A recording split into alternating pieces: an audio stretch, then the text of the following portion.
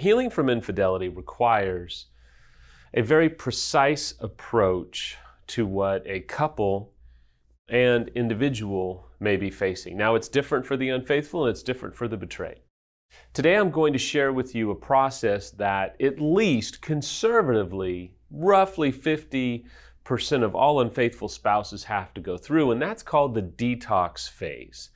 It can be a little bit off-putting, and you kind of go, man, what does that really imply? You know, in health, detoxing is removing the toxins from the body, and typically it is associated with drugs, but it can also be with just cleansing the body from parasites and unhealthy kind of stuff, if you will. The same type of approach applies to healing from infidelity, and that is the unfaithful spouse goes through a detox process from the affair partner. Now, when you're dealing with a type of affair that is maybe associated with pornography or strip clubs or massage parlors, things like that, it's a different type of detox, but there is a detoxing that takes place nonetheless. Now, I made a commitment to myself years ago when we started this that I would never sugarcoat things. I would always try and make them graciously palatable. And I will tell you, the detox phase is awful. There's no other way to put it. It's awful for the betrayed to have to sit and watch your unfaithful spouse or partner go through this withdrawal process towards maybe an affair partner, maybe towards pornography or massage parlors or some type of acting out. It's awful to see that and have to sit by and maybe support them as they detox. But it's also awful, and this is going to be hard to hear for the betrayed spouse, it's awful for the unfaithful spouse because whether you choose to embrace it or not, the truth is the chemicals that are associated with bonding, like oxytocin and dopamine, don't really know that the affair is wrong or right. They just know that that person is bonding with someone.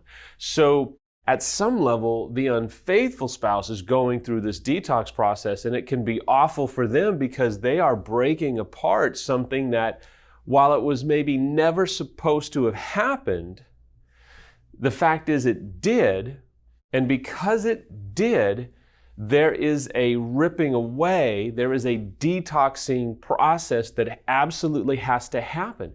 And it can be excruciating for the betrayed, but it can also be excruciating for the unfaithful, because if they don't understand it, they can kind of go, well, maybe my feelings are telling me that I should be with my affair partner, when in reality, no, at least at that situation, no, it's just that you are trying to repair, you are trying to undo something that wasn't supposed to have been done. And now, because those chemicals are not really good guides on, oh, that wasn't supposed to happen, so you shouldn't be feeling this, it doesn't work that way. It says, look, you bonded with someone. There was an agreement. There was a chemical release in your brain. And so because of that, now you have undone that. There is this gaping hole of pain and hurt. And for everybody involved, it's just plain awful. Now, I must tell you, the detox phase is absolutely unavoidable. It does differ on the type of affair. And so the reality is if your spouse was involved with pornography or acting out in addictive behaviors like a massage parlor and all the different things that they can do, or online pornography or even online types of affairs, they're maybe not going to be detoxing from a specific person. They're going to be detoxing from maybe the dopamine that was released when they acted out. And so there will probably be some mild depression or just some gruesome sense of drying out, if you will. It's real. It has to happen. It doesn't mean that something's wrong. In fact, it could mean something's right because they're drying up from that behavior that they were involved in. Now, when you're detoxing from an actual person where there's been a significant relationship with an affair partner, could be months, could be years, could be decades, that detoxing process is different and even more painful for a betrayed to watch, because you are having to sit back and see that they are, for all intents and purposes, they are missing someone. They are grieving the loss of that relationship. That hurts like hell. I'm going to give you some pointers for both of you on how to do that, but it is a necessary, wicked, evil doesn't really seem to encompass it. It is a necessary, wicked evil that they must go through, because if they don't go through that, it's going to be very tough for them to then move towards you and recouple or reattach with you. And this gets really complicated. It's in this process that many couples just experience so much collateral damage and so many overwhelming emotions because they don't know how to navigate it, because you can't just mandate that someone is healed. You can't just command them to be safe or to be a safe person. You can't command them detoxed. You can't command the betrayed to just simply be strong while they watch the unfaithful detox and go through this completely confusing, overwhelming metamorphosis that you just don't understand. And if you're dealing with a therapist, professional, someone that's never been through infidelity, they can seem like they are just mandating for you to get over it, move on, stop being so angry, stop being an angry person. It just doesn't work that way, and the waters get so muddy. And oftentimes a couple can even give up in the middle of this process because they don't understand it and they can't deal with the emotions involved with it. And it's completely understandable that you would just be pulling your hair out, unfaithful or betrayed, because you just don't know how to navigate it. So how do you navigate it? Well, number one, there has to be a detaching. There absolutely has to be a decision by the unfaithful to say, okay, I'm going to end the behavior, or I'm going to end the affair, and I'm going to begin that process. Without that, it just will never start to gain wings. It just won't work. Number two, there's always going to be the question of, well, what if they work with the affair partner? And that's where very rigorous boundaries must be implemented. Boundaries like anytime you come in contact with the affair partner, you're going to text or you're going to reach out to your spouse. That if you have a significant conversation with them that is completely unavoidable, you'll tell your spouse. When you tell your spouse can be different. If you tell them while you are at work, that could create flooding, and that betrayed spouse may be peppering you with calls and text messages and emails all day, and that doesn't work. It may be at the end of the day that you have a conversation. It may be when you come home that you say, well, I interacted with the affair partner on these occasions today. Feel free to ask me any questions that you would like. I am happy to tell you how it went. It's tough, but rigorous boundaries, rigorous accountability is absolutely essential. It's not just essential, it's complicated. It could be a whole nother blog by itself, but without boundaries, without accountability, it's just not going to work. Probably the most essential ingredient when it comes to the detox process for the unfaithful is the reality that they must have their own individual work. This is where dealing with an expert is essential. This is where dealing with a third party is essential. There has to be a place for them to very openly and honestly, unashamedly share what they are going through and not be judged or condemned or ostracized for what they're feeling. It has to be an expert, because an expert isn't going to try and men in black them and say, get over it. Stop thinking about the affair partner. Stop focusing on them. It doesn't work that way. That's not the way those chemicals in the brain work. It requires, and my next suggestion for you is, it requires a process. And an expert will have the right process. And in that process, there's going to be ingredients to help them know what to look for, what to not look for. Because detoxing mandates that you do your own personal work. You can't, as an unfaithful, expect your spouse to be the one that helps you detox. You can't go to them and say, keep me accountable, make me do these things, blah, blah, blah. No. That's not you being serious about your work. Your seriousness will then require that you say, look, I'm going to do my own work. I'm going to go get expert help. I'm going to do whatever it takes to detox from this person or from this behavior that I've been involved in. Next is, and this is not an oversimplification, but this is an understanding that you have to expect that there will be withdrawals.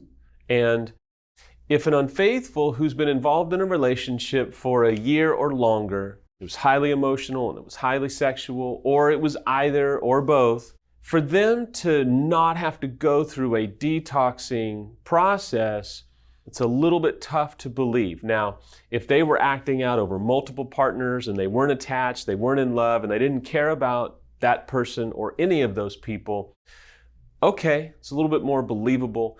But I do hear stories all the time where people say, no, I don't need to detox. It was a 2-year affair. It didn't mean anything.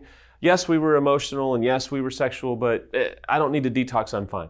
That's hard to really believe because they're probably not a sociopath that was just out there acting out, never caring about anybody. So whether or not they may be open with you about it, there is going to be a detox that they must go through. Your question then goes, Samuel, well, let's ask you, did you have to go through a detox? I absolutely did. And I had to process it with Rick, and I had to process it with the group that I went through, like you'll find on our website, called Hope for Healing for the Unfaithful Spouse, which is an exceptional course that will absolutely assist an unfaithful spouse in the detoxing process that they have to go through. I absolutely did. Samantha didn't want to process that information with me. She knew that I was processing it with Rick and processing it with my group. And I'll never forget, it was very early on. It was a few months. And I was talking to one of my mentors and I said, man, I just got to be honest. And he said, well, good. I said, I've had a rough week and I've been thinking about the affair partner a lot. And he said, if you told me you weren't thinking about her, I would call you a liar. And I said, well, okay. Clearly you know what this is like. Clearly I can't BS you. And clearly this is a safe place because you didn't judge me or shame me. You just admitted and accepted what I was probably going through. And in fact, you read my mind. And he said, so have you reached out? And I said, no. He said, have you called, texted, emailed, done anything to try and contact the affair partner? I said, no, I haven't. And he said, okay, that's awesome. What are you doing when you think about her? And I said, well, sometimes I'll try and get busy. Sometimes I'll fixate, I'll wonder, I'll kind of think and just ponder how she's doing. And he said, the best thing that you can do is have a plan for when those feelings come. So I started to really shift my focus. When I started to think and fixate about the affair partner, I would then get busy. And I had a whole routine. And depending on what type of work you do, maybe that's it. Maybe if you don't have a job right now, or during times when you're not working, it's a hobby, it's working out, it's journaling, it's doing something to shift your focus. But you can't be surprised when those feelings come. They're going to come because there was an attachment of significance, and to pretend that there wasn't is to stay in denial and continue to repeat the dysfunction that you're so desperately wanting to get out of. Your next question might be, well, how long does the detox process last? It depends upon the severity of the affair. It depends upon the length of the affair. It depends upon what kind of help you are choosing to get as an unfaithful spouse. For me, I would tell you that it lasted in the neighborhood of 6 months or so. For some, it's going to be longer. For some, it's going to be shorter. And there's so many different variances that all depend upon so many factors that we've already discussed. But there's going to be that detox process for at least 50% of the unfaithful spouses. And if you deny that it's there, what happens is it only gets stronger because you're denying it. When you own it, you can start to slowly break free. My next point for you is one of the worst things that you can do is try and process that grieving the loss of the affair partner and that detoxification process with your spouse. It's just unsafe. The spouse is too hurt, too violated, too reactive, too overwhelmed with emotion and to expect them to react objectively or perfectly and be like your group or your mentor or a safe place and just go, oh, well, thank you for telling me that. I'm so glad that you are thinking and fixating about another person that is in competition with me, or that is someone that I want to stab their eyes out, or is someone that was never supposed to be in a relationship with you in the first place. But I'm so glad that you have just decided to dump all of this on me, because I'm not really human. I'm just a robot, and I can process these feelings so easily. It simply doesn't work. And if you as a betrayed, get ready, I'm going to step on your toes, but I'm not trying to. If you as a betrayed are going to demand that they process that with you, you are then going to react and shaming them for what they're feeling when it is a chemical reaction and a necessary part of the whole process is only going to make matters worse. And then they're going to not want to share their heart or information with you at all. They're not going to want to be open and honest and vulnerable because you're just going to attack them and shame them. It doesn't work that way. That will only cause more pain. It will also lengthen the process that you probably want to end so very fast. It kind of looks like this. Are you thinking about her? Are you thinking about him? No, but I am now because you're asking me if I'm thinking about them. And so now, yeah, I'm thinking about them. Well, you shouldn't be. What do you think about them? And off to the races we go.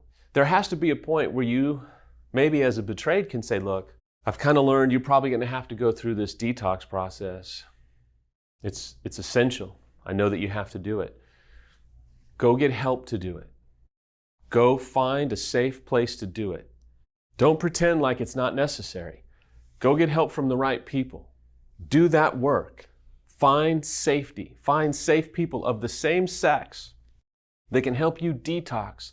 Commit to that. That's enough to me. Maybe we'll talk about it down the road. Maybe we'll kind of visit from time to time, but you need to find a safe place where you can do that, and then you and I can have check-ins periodically, maybe once a month, maybe every couple of weeks, where you can kind of tell me how you're doing. How's your recovery working? What types of things are you kind of, seeing work for you successfully? It doesn't mean that you as a betrayed can't ask, have you reached out to the affair partner? Are you still talking to them? Have you communicated with them? That's all fine and good. But to try and be that person for them to work through their grief as an unfaithful with is probably going to not work and cause more pain and more hurt and cause you to feel more trauma, because now you're trying to read their minds, or you're trying to you're trying to understand what may not seem real to you, but is very real to them. The next question might be, well, Sam, does that mean that if my spouse or partner is detoxing, that we can't do work together as a couple? No, that's not true. You can, but it has to be the right kind of work. Some examples are the boot camp on our website, maybe the EMS online or the EMS weekend on our website at affairrecovery.com, because that's not going to rush you. That's not going to make you save your marriage, make you pursue each other. It's going to give you space to begin to work on your own healing while seeing if the marriage can be saved. It's a very gentle, but it's a very strategic approach. And it's like, I always say this, it's more of a scalpel than a butter knife, where you're just kind of broad sweeps. It's more of, hey, I don't know if we can save this marriage, but let's get the right kind of help and at least see through a proper timeline that isn't going to rush each other. It isn't going to mandate each other to just be healed, be over it, and be done. My final thought for you today is, listen, this is awful. This has been a difficult video to even film. I've had lots of starts and stops. You've probably noticed I've even stuttered in a few of these kind of moments, and I've left them in this because this is really about progress, not perfection. Someone has to address these things. To pretend that the unfaithful isn't going to need to detox is just not true, not healthy, not appropriate. To think that the betrayed is going to sit by and watch this without emotions and pain and hurt, it's not realistic either. But there is a way through. I promise you, there's a way through the detoxification process. There's a way through the agony of it all. If you're detoxing, look, you can get through it. It's an absolutely essential piece to your puzzle. If you're betrayed, it's horrible. I know that you're probably angry at anybody and everybody, and if you believe in God, you're probably angry at God, that you would have to sit back and watch this happen. It doesn't mean that you have to hear about everything, and it doesn't mean that you should be the one that helps them through their detoxing process. It would be healthy for you to strongly recommend and maybe even ask, maybe even demand that they get expert third-party help for that. That you're not going to just sit back without emotion and watch this monstrosity of confusion unfold before your eyes. Whether you're unfaithful or betrayed, I can't underscore enough that this is one of the most misunderstood pieces of the recovery puzzle. I hope you'll be compassionate with yourself. I hope you'll be compassionate with each other.